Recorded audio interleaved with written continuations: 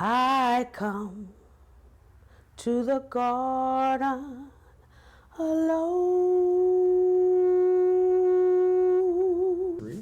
This first edition of RRT Documentaries tells a story that takes us back in time to 1850 and prior to that.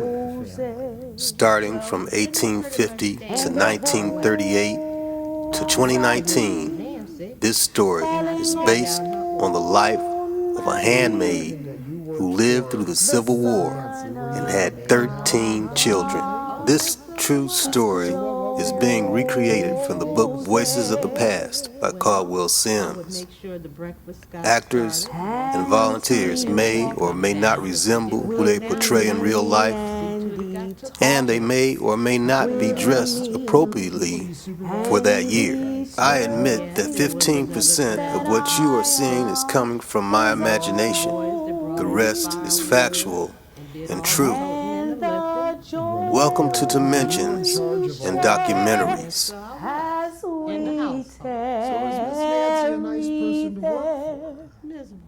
None other has ever known. Out of the lady's way, huh? He speaks, That's probably why he was and the sound of his voice is so sweet. So you'd get the birds hush ready in the morning. Did you their singing? Hello, my name is Vanessa Green.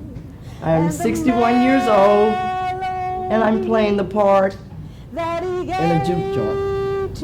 And this is my first acting role. My name is Melita Waichi, and I will be playing the part of a juke joint member. I'm just honored to be a part of this.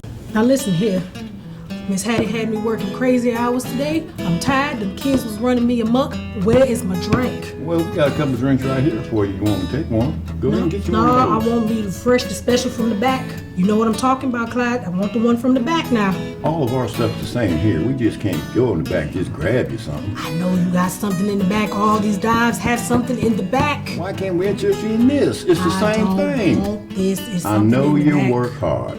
I know you work hard. Yes, I do. That's why we got this good shine here. We don't get no bull shine. We got the good shine. Is it good? It's good. Is it excellent? It's a light blue, I tell you that. All right, now go ahead and pour me a new glass. I don't know how many people have breathed over All right, these. I'll see if I can get you another glass, but you know, you asking a lot around here. You know, thank we don't you. have all this kind of stuff. I appreciate you, sir. Okay, all right now. Thank you so much. You see how you like that? Let me know. Ooh, Lord. You gonna make me take a drink. You gonna make me take a drink. Go ahead and take one. All Just right. go ahead and just to cheers. you. All To right. you, honey. That is good shine now, ain't it? Yes, it is. Make Yes, a it working is. day. That's good at the end of the working day, would you say? It's lovely, Clyde. Thank you. I appreciate you and your time. You're welcome. Anytime you come by, I got you a certain bottle just for you. Oh, thank you. It's all the same, but it's a certain bottle just for you. That's even better. That's fine. You got it. Girl, Ooh, that got a little kick to it. you tell me. Well, I don't know. I'm kind of scared of that moonshine. It's a little strong for me, but it's okay. Yeah. Just sip a little bit and it sneak up on you. Girl, here comes Ben Thomas. Girl, he work hard. That's a hard-working man right there. Honey, he put the W in work. I know that's right. Yes, he did. You know I work hard. Yeah, you do work hard, but everybody doesn't work hard as you do. No, I might be doing it just for you. Oh, so cute. You got a man? I do. Oh no. We're gonna have to write him a letter. A dear John? Yeah, Oh, you bold. yeah. You moving in tonight? Ooh, Yeah, I think you coming, right? Ain't you said you coming over? coming over where? We going home. Oh, no. You ain't even, you said give me one, bartender. I don't even think you got me a drink yet. It's coming. So Ben, so you say you've been working hard out there, huh? Yes, sir. Killing it all day, every day. Couldn't wait to get here. I know that's right. Well, I'm going to step out. I got my sister Nene going to come over here, man, to take care of y'all. She'll handle y'all real good. All right. How's that for me, Nene? I sure will. How you guys doing? Hey, Miss Nene. Can I get anybody some more drinks? No, I'm good. I Thank sure you. could get you one too. Oh, Mr. Ben Thomas, I don't know Rounds about on- that. Rounds on me. I got plenty of alcohol back here. Is What that can right? you give me? Oh, that's a list that you can't get to the end of. Well, Miss I hear you. Miss Nene, Mr. Ben, them children are calling, so I'm gonna take my tail home to the Okay, I'll kids. see you later. Thank you for the drink. Good to see you again. Good to see you, Ben. Hanging in there. Okay. Yeah, I know you like a nice hard-working man, right? I sure do. You know any? Yes, myself. Oh, really? Yeah. Okay. I You have don't know a man? about that. Don't you got a wife? And a couple kids running around? Something like that. Something like that. I am Paul Nykirk. I work at the YWCA Family Center, and in this production, I play Caldwell Sims with the Federal Writers Project, who interviews. Hi, my name is Elizabeth Rahm. I work for the Franklin County Clerk of Courts. I manage the Office of Fiscal Services, and in this production, I am playing the assistant to Caldwell Sims. Hi. And it is good to see you again. You too. I am glad you could join us. We are going to be interviewing Fanny and Aunt Alice today, and I am glad you could come along and join me in this. Is it luck or is it faith, Mr. Sims, that I ended up here with you today? Well, I'm the lucky one. I like what I do. It's not fate. It's a blessing, and it's most deserving for all those who participate. Are you saying we deserve each other? In a word, yes. We are both here to learn something from each other and the subject. In a word, all we have to do is gather the stories. Gather the stories and then what? We turn them into the Federal Writers Project so they can be chronicled and archived in our effort to preserve and make history. Well, I like the sounds of that. I mean, making history, that is. Well, here we are. Let's go. I am Elizabeth Hill. I'm a direct descendant of the Sims family, and I am Fannie Mae. Hello. Hello, Fanny. I am a Sims. I am Caldwell Sims. You may remember my family. It's good to meet you. Well, it is good to meet you also. My assistant Daisy. Daisy. and I are here because we would like to interview Auntie Alice about her experiences with the General and his family. I am from the Federal Writers Project, and we are chronicling the history and would like to know if we could interview Aunt Alice. Well, I'll get her. Well, thank you. Aunt Alice, this is Mr. Caldwell Sims and his assistant Stacy, and they'd like to talk with you. Pleasure to meet you both. Pleasure to meet you. Ma'am, we are here from the Federal Writers Project, and I would like to interview you from your experiences with the General and his wife and your time you've spent with them over the years. Okay, that'd be fine with me. Be right fine. Well, good. How is it that you folks knowed I was here when I got this growth here on my leg that keeps me in all the while? Do you know when I was a young gal, folks gonna go home and lay down that dart, but they didn't tire themselves out until midnight or after. What you writing in that there book? Well, I'm here to interview you today. You ain't gonna raise this old woman's pension, are you? If Miss Nancy Dawkins was here, she wouldn't let me pay that no mind talk. Ain't you got no backer?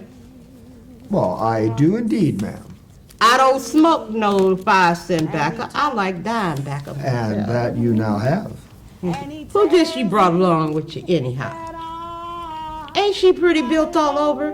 Look at them trim legs. And is them real silk stockings? They are. You got a baby? I don't, ma'am. 'Cause you looks too young. Matter of fact, you looks too young to be the doctor's son. I would have to seize it before I would believe it anyhow. Look at you, child. You look so nice. Turn around here a bit for Aunt Alice. There you go. Like that self. If she ain't your wife, I bet you ain't got none as pretty built. You sure are a case. I'm telling you, maybe you is got a baby, but I'd have to see it before I believe it. Lord, I ain't going to tell you no more. You know it's too much already to be so young. Go on away from here, boy. And next time you come back, you fetch me some backer. Some good backer, dime backer. I got to get you straight in my mind anyhow. It's been serving me 85 years now. Well, thank you very much, Aunt Alice. You do get yourself together, and when we return, we shall have dime tobacco. You make sure that you does now. We will. Bye, Okay. Auntie Alice. Bye, Daisy. So how you doing, Miss Lady? Oh, I'm fine. I'm just tired. I know you do. Absolutely. Oh, yeah, here On we go. me. Wow. Make sure that's on Ben Thomas. Seem to be on you, thank huh? you. You know Mr. I'm a hard-working Ben man. Thomas. I work for the road. Oh, do you? Oh, you got yourself a good job. Yes, I do. And your name? What else you got? Oh, a little bit here, a little bit of there. You know. My name's Essie. Essie. Yeah, Oh, that's thank a you pretty for the name. drink. Thank No problem. you. Thank you. He was Welcome. nice to all your customers? Very nice to all the customers, all the ladies.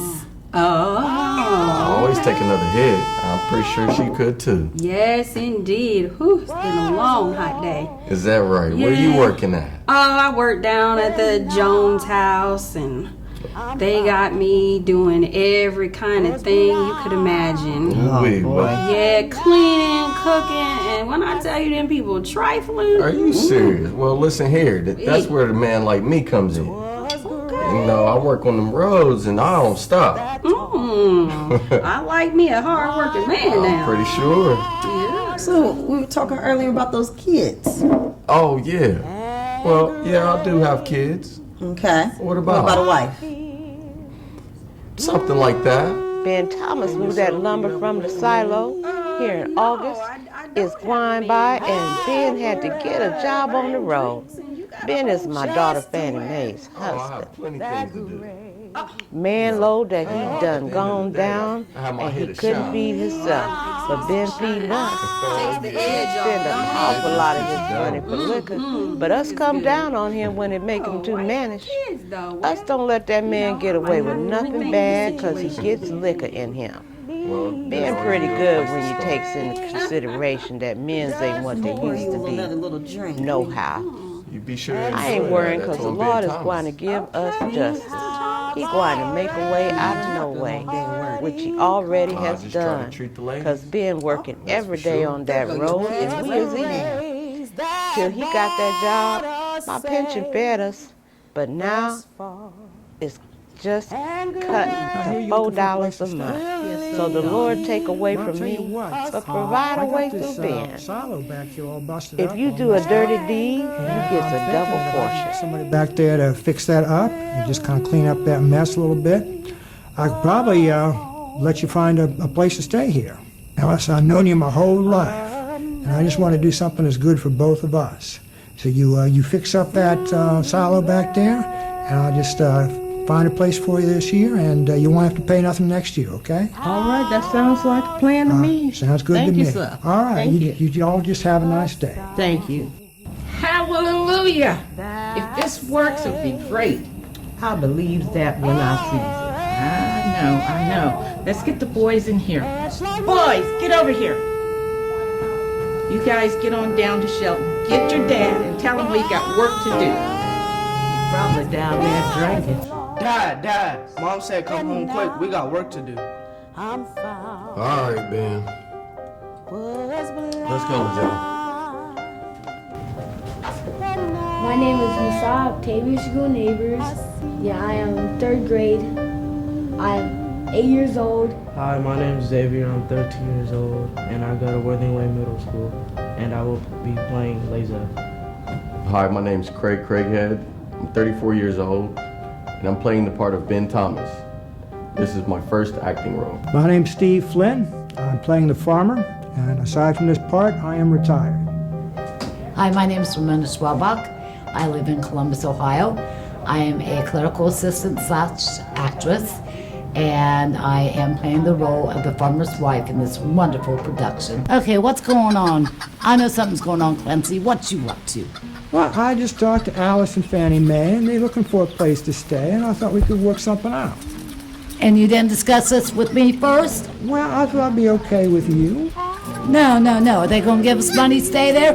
Well, the thing is, I got that, you know, that silo is all messed up back there, so I said if they fix that up, I could just take it easy on the rent next year. No, no way. You go back and tell them that's not going to happen. But I gave my word. I don't care if you gave your word or not. You go back and tell them you can't keep your word. But what are we going to do about that silo? We'll worry about that later. I want them off the property. I told them already. They're all looking forward to it. You know, Alice just about raised me. I know them my whole life. The answer is no. Now you tell them to leave, or I'm going to get the sheriff and have the sheriff tell them to leave. No, honey. No, honey, we Well, you're ain't gonna have going trouble to with the stay sheriff. here. You don't get down there We until they have live to go. with Mr. Robert Jeter, and he was good to us. This Yes, man do it here right come now. got us to work for him, or we would still be with Mr. Jeter. This white man lost his money. He all worried up and didn't give us no money to farm on, and now he charged us rent. If we do not pay, the sheriff gets us. So we going to gather up our crop and go back to Mr. Jeter today, if he will take us. Yes, we going to get a place and see if somebody else do us better. Somewheres I don't know where's, but somewheres we'll find a place. This white man just stepped back the other day, and his wife come out and told us we had to pay her the rent or she would call the sheriff. We is honest and we don't want no trouble, so we will pay until we get our crop gathered, and then we move quick. White and colored knows that we come here to farm. All our friends know that. This white man had a big silo. He took it down and told us to fill up that big hole with dirt and rock so we could have a pretty cornfield right out there. Go and look right yonder. You'll see where we filled up that big hole.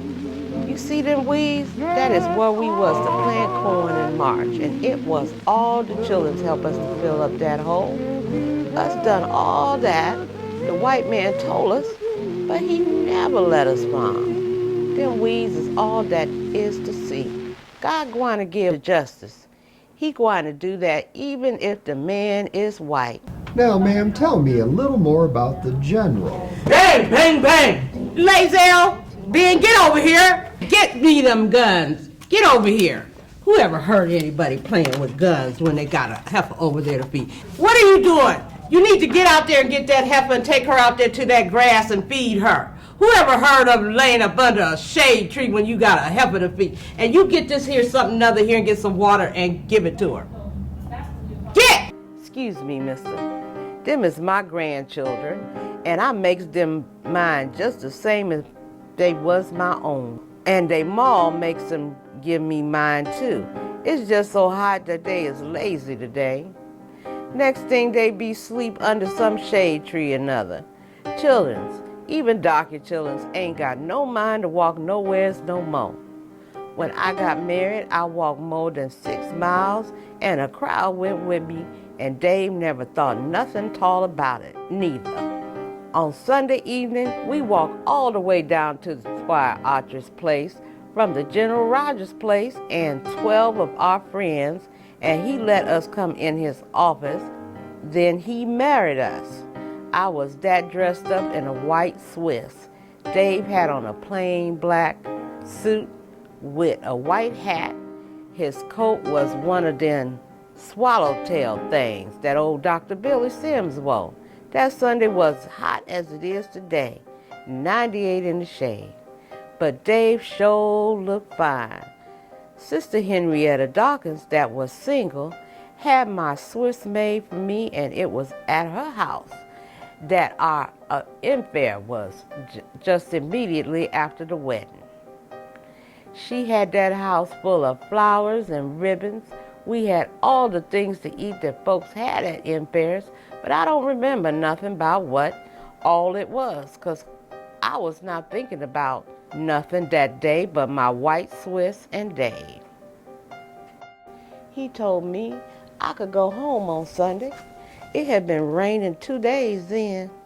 Sunday come and Jim had to take me to the railroad trestle, and I walked that thing when the water was shaking them cross ties. I stopped every time I brung up my foot and shout to the Lord, Lord God Almighty, get me off of this thing. Dave had me by the hand and he was pulling me along. His eyes was about to pop out of his woolly head.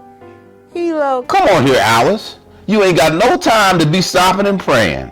I left them children crying to come over here and fetch you home. And now, here you is stepping in every 2 steps. I took my umbrella and hit that nigga over the head. And he dropped my hand and said, Lord God Almighty, Alice, is you crying out of your head too? I trusted in the Lord, and I ain't let no nigga man jerk me out of my praying. All along the way home, in our 1-horse wagon with our old mule whine along, Dave never spoke. He just sat and smoked his pipe. I never had hit him before. I was that tired, and my feet was covered with red mud because I had done walked 2 miles to reach that trestle. Finally, I asked Dave, how is Elvira? She's our baby child in Dave's eyeball. He low Elvira crying when I left. I low that I was going to make Elvira a big ash cake soon as I got home. Dave perked up. From then on, he acted himself. What come of your lady? She working, ain't she? She sure pretty. Your pa went with them pretty women's and high-minded ones too. Your lady shows up her quality, but course you ain't gwine to have no other kind. All your folks is like that, and you is following in their footprints. That's right, honey. You be like your pa. And your ma, she was like an angel. Miss Ida now, she different from your pa. She was always fractious and bossy. Everything going her way is all right. When it ain't, she just ain't neither. Dr. Billy and Miss Mary let her have her way all the time. Then Mr. Smith come along and had such a grand manners and driven such spirited horses that it took Miss Ida off on her feet, 'cause she knowed that she could have her grand things in her way with him, but Miss Ida good in her sight, and she loved the Lord. She allus knowed that she ain't gwine to do no wrong, so I guess the Lord, he sees through her grand manner, or he would never give her a husband grand as Mr. Smith. So I is glad you follows pretty women's that is grand too. Your lady, she got all that, even if she do work. Women's do that now. It's just the style, and styles changes that fast that they leave me plumb behind, honey. Child, you is got taste like your pa, and even if he does not wear grand clothes and put on style like he done, but then you ain't got the money to act that way, is you? That lady is sure got a sweet ways and kind words. It goes the furthest anyway. Nice. Turn around here a bit for Aunt Alice. So I knows who she is. I ain't never seen her before Saturday. But honey, I knows quality when I sees it. And Aunt Alice don't have to ask nobody. It just shows up or it don't. Them that don't show it, you leave them alone, child. And that's what this old woman loads to you. You're going to do that if you followed your folks, or I is badly fooled. Whiskey good in this place. If you has the neuralgia, get you a gallon of liquor at $4 a gallon and take several drinks till you feels easy. Then you will drop right off to sleep. My mother had the neuralgia, might not all the time. We sent for Dr. James Douglas, Little Doc's pa. He give Ma a goblet full of our liquor. In slavery, the masters still their own liquor. They kept it in barrels of kegs, so he made Ma drink the whole goblet full and give her some pills. After that, she felt fine, and at the time or soon after that, I seen him shoot medicine betwixt her skin and her flesh. Next morning, Emmeline Dawkins Datmall went on to her work. We use this for neuralgia. Fry an egg like a batter cake, pour fresh turpentine over it, slap it to your jaw. That gives you ease. You make some miration, that do good. If you don't believe it, just try it before you mirates anymore. That's white folks for you, though.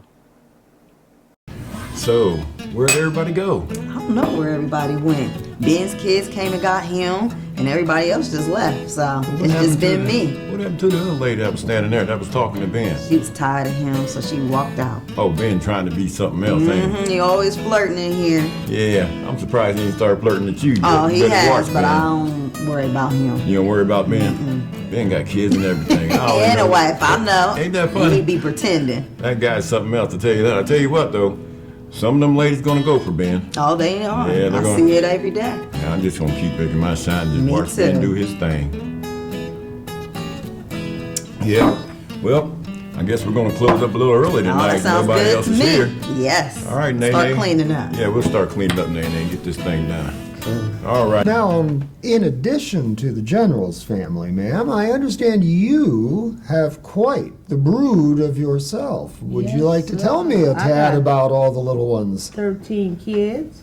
John in 1867, Cheney in 70, Roach was born in 1875, Claudia in 78, Modikin in 86, Bessie in 88, Ben was born in 1891, Ida Mae in 1896, Aiken 98, Johnsy 1900, Fannie Mae in 1904. That's my baby. You met her. That is quite a brood. Yes, sir. And you've kept track of them all. I'm impressed. I don't know if I could have remembered all of them if they were mine. Okay, well, there's mine, and I got to remember them. Well done. Actually, I don't know if I'd want to remember them if I had that many. You've done well. Caution. No, now did Miss Nancy allow you some free time to deal with all the little ones? Well, I didn't need no free time because the older ones took care of the younger ones, and they all had their chores too, so it kept them pretty busy. So you raised the first ones right, and they sort of kept the ball rolling. Yes, sir, they did. They's good children. Well, that's good. And the General and his wife, they treated them well also. Oh, yes, sir, they did. They kept them busy, I assume. Also. Well, I kept them busy. You kept them busy. Yes, sir.